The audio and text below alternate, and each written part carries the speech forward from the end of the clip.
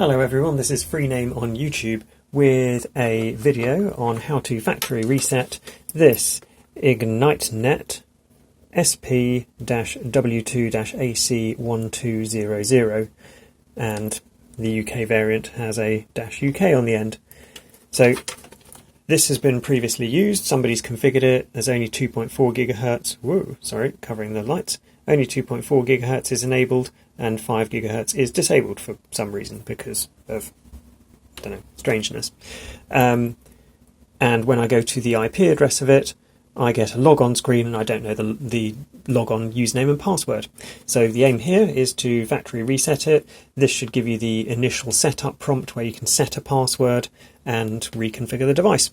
So on the back of the device, if you remove the cable cover, which some of them have, this one's missing the cover that goes here that just slides downwards, there is a reset hole that is next to the power, and you will need to press it with something like an unbent paperclip or a sharp pen, or I'm going to use this screwdriver.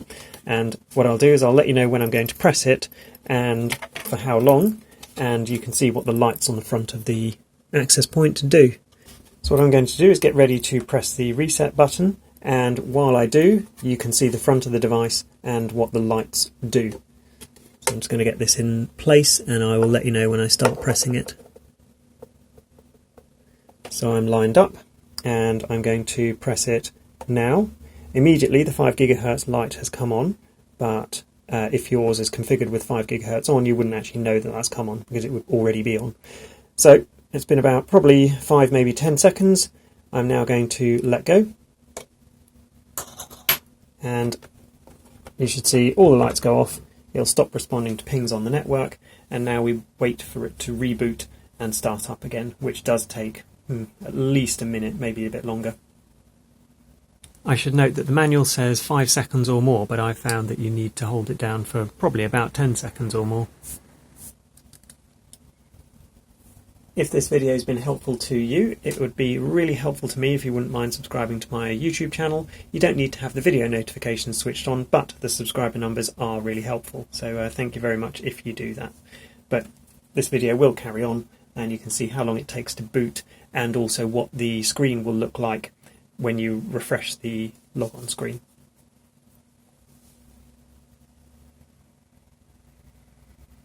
If you're wondering how I know the IP address of this, it is because I either ran a network scan after plugging this in to find the IP address of it, so using something like Nmap or Wi-Fi Man, or the way I prefer to do it is I have a TCP dump or a Wireshark of the DHCP ports, which is port 67 and port 68, and then I plug this device in and look for a DHCP request soon after, and then I know that that's the device I'm looking for.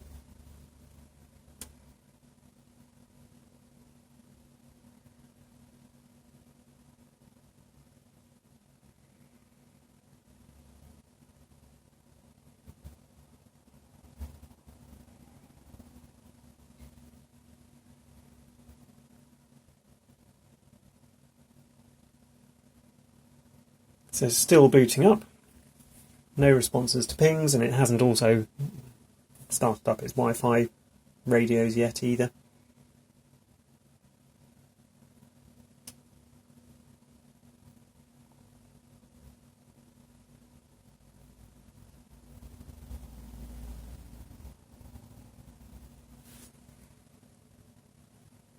I can already tell that it's factory reset because the 5 gigahertz is now on.